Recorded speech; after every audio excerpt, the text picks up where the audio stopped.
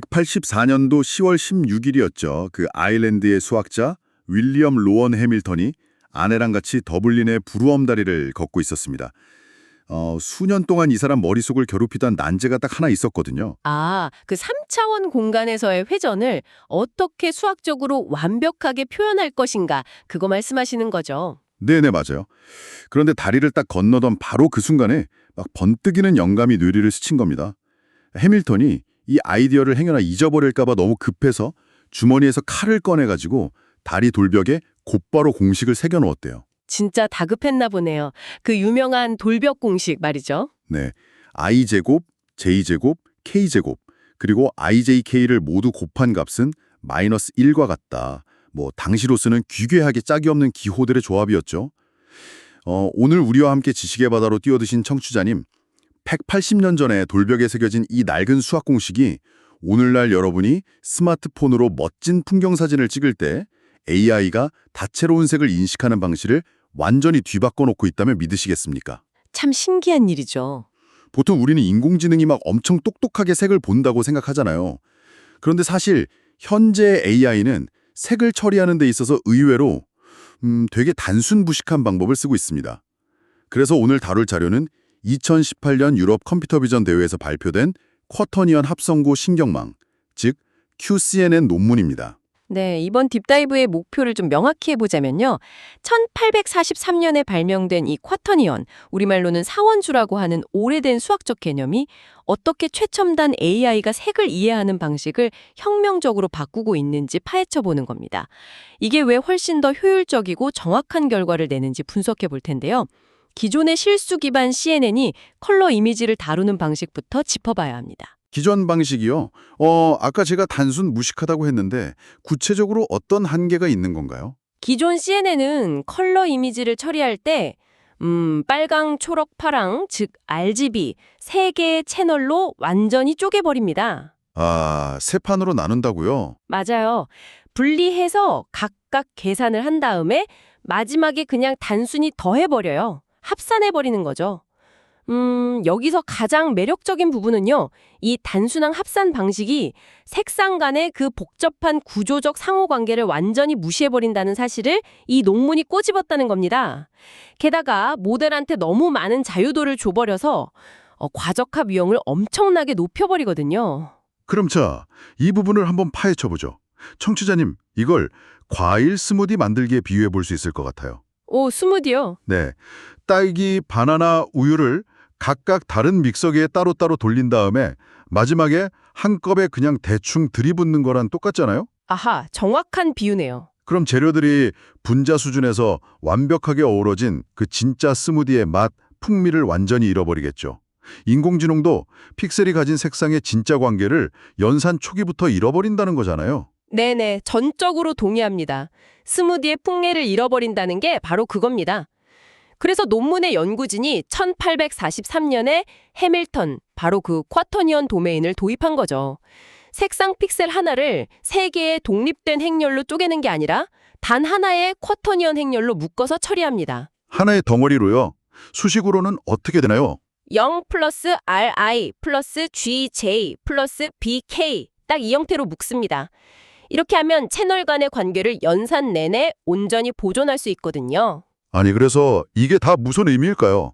쿼터니언이라는 복잡한 수학이 믹서기 안에서 대체 무슨 마법을 부린다는 건가요? 이걸 더 큰 그림과 연결해 본다면요.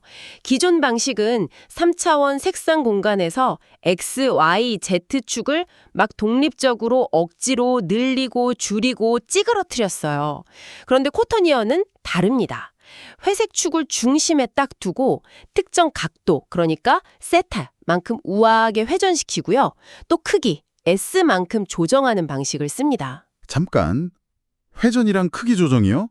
아, 마치 컬러 색상 전체가 매핑된 3D 지구본이라고 생각하면 되겠네요. 오, 지구본 비유 좋네요. 기존 AI는 목적지를 찾으려고 X축, Y축, Z축을 제멋대로 뜯어내고 분해해버렸다면 쿼터니언 AI는 지구본의 형태를 그대로 유지한 채로 우아하게 지구본을 휙 돌려서 그러니까 회전시켜서 원하는 곳만 돋보기로 살짝 확대하는 것과 같군요. 네, 공간 구조를 전혀 파괴하지 않는 거죠. 근데 잠깐만요. 그렇게 움직임을 오직 회전과 크기 조정으로만 딱 제한해버리면 오히려 AI가 정답을 찾아가며 학습할 수 있는 범위가 너무 줄어드는 것 아닌가요? 너무 옥죄는 느낌인데요? 언뜻 보면 그렇죠. 하지만 바로 그 제한이 이 기술의 핵심인 암묵적 정교화로 작용합니다. 암묵적 정교화요? 네, 모델 매개 변수의 자유도를 오히려 억제해줘야 쓸데없는 노이즈까지 외워버리는 과적합을 막을 수 있거든요.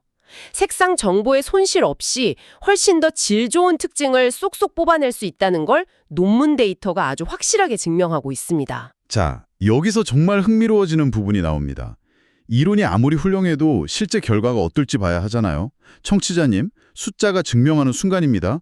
실험 결과는 어땠나요? 연구진이 이미지 분류 실험을 두 가지로 진행했어요.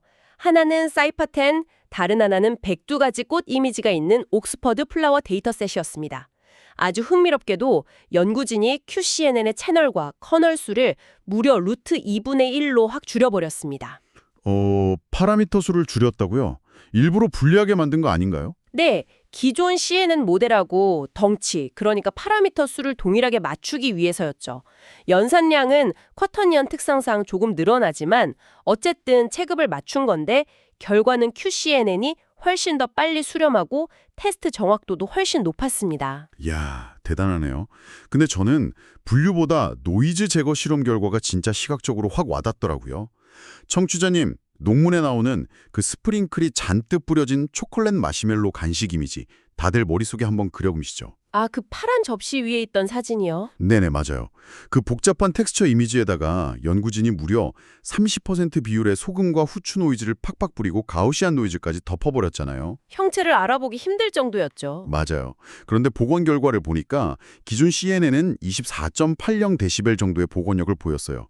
경계선이 다 뭉개졌죠. 그런데 QCNN은 25.69데시벨을 기록했습니다. 접시 가장자리의 미세한 패턴이나 막 그 스프링클 특유의 날카로운 색상 변화까지 엄청 선명하게 살려냈더라고요. 네, 그게 바로 정보 손실 없이 맨 밑바닥 계층부터 디테일을 꽉 잡고 올라간 덕분이죠. 채널 간 상관관계를 처음부터 끝까지 유지하니까 그런 고주파 디테일이 살아남는 겁니다. 진짜 마법 같네요. 근데 잠깐만요. 완벽한 만병통치약은 세상에 없잖아요. 분명히 단점이나 작동하지 않는 조건이 있을 텐데요. 아, 이건 아주 중요한 질문을 던지게 하죠. 범용 이미지 처리인 코코 데이터셋 실험 결과를 보면 딱 그 한계가 드러납니다. 옥스퍼드 플라워처럼 막 화려한 이미지에서는 QCNN이 압도적이었거든요. 네, 그랬죠. 그런데 흑백에 가까운 얼룩말 무늬나 창백한 화장실 변기 같은 이미지에서는 오히려 기존 CNN하고 성능이 비슷하거나 약간 떨어지는 결과가 나왔습니다. 얼룩말이랑 화장실 변기요? 왜 색깔이 없는 이미지에서만 유독 약해지는 거죠? 논문에 제시된 두 가지 지표를 봐야 하는데요.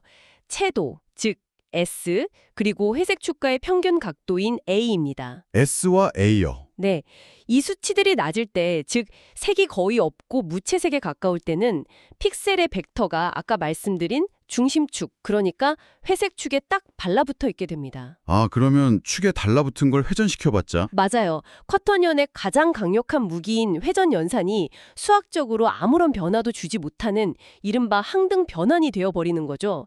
제자리 걸음인 겁니다. 아, 그러니까 청취자님, 이 QCNN은 막 아름다운 노을이나 화려한 꽃밭 앞에서는 날아다니는 슈퍼히어로가 되지만 우중충한 잿빛 하늘 앞에서는 능력을 잃고 평범한 일반인이 되어버린다는 거군요. 와, 정말 흥미로운 특화 기술이네요. 정확한 요약입니다.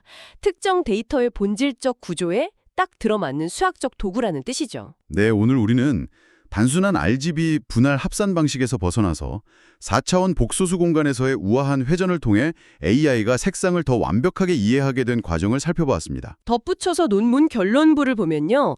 앞으로 QCNN의 순방향 전파 때 썼던 회전 정보를 그대로 이용해서 역방향으로 돌아가는 역전파 계산에 최적화할 수 있다고 해요. 역방향 회전만 시키면 되니까요. 이게 실현되면 학습 속도를 훨씬 더 혁신적으로 끌어올릴 수 있겠죠. 와, 연산 효율성까지 챙기는 거네요. 자, 청취자님, 오늘 우리는 1843년의 그 순수 수학이 21세기의 최첨단 인공지능에 가진 시각적 한계를 돌파하는 완벽한 열쇠가 된 것을 보았습니다. 그렇다면 지금 이 순간에도 도서관 한 구석에 먼지 쌓인 낡은 전공서적 안에 우리가 아직 풀지 못한 미래 기술의 난제를 단숨에 해결해줄 또 다른 잊혀진 이론이 잠들어 있지 않을까요? 다음번에 스마트폰으로 멋진 사진을 찍으실 때 보이지 않는 곳에서 우아하게 춤추고 있을 4차원의 쿼터니언들을 꼭 한번 상상해 보시기 바랍니다. 오늘 딥다이브는 여기까지입니다.